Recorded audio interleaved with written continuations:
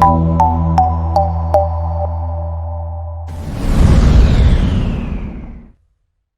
के हिस्से में जोड़ रहा है गगनदीप सिंह गग्गी कप्तान की पही कबड्डी कप्तान की जिम्मेवारी बहुत वड्डी होंगी है।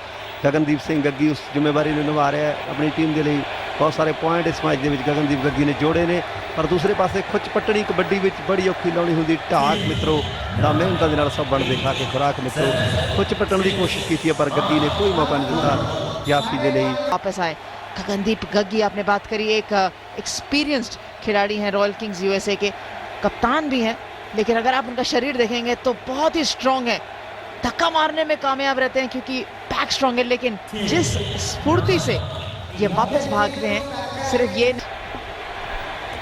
गगनदीप सिंह गग्गी खीरावाल फतेह सिंह का सुपुत्र इस वे रेड पाता हुआ खेड मैदान के उधर अठूर का एकम, पर गगनदीप सिंह गग्गी खीरावाल इस वे रॉयल किंग्स यूएसए की टीम का कप्तान रेड पा के पॉइंट जेवान ने थोड़ा डिस्टर्ब किया।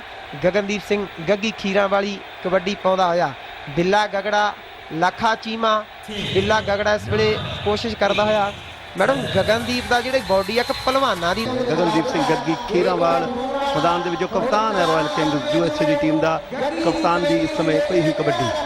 चारों जाफी हल्का हल्का पिछे हटते हुए एकम हठूर जिस नौजवान ने बड़िया प्राप्तियां ने खेड कबड्डी के फिर वापसी की है। एकम हठूर ने वर्ल्ड कबड्डी लीग 2016 के नाल ते पॉइंट यूनाइटेड सिंग्स 11 अंकों की बढ़त है, एक बड़ी वड्डी बढ़त है। गगनदीप सिंह आंदे हुए जो कप्तान है एक बहुत ही जबरदस्त लीडर है और तमाम लोग इतने जोड़े आए ने उन्होंने देखने आए ने कप्तान के कारण थोड़ा जा प्रेशर अधिक रहता है कि तुम अच्छा परफॉर्म करो।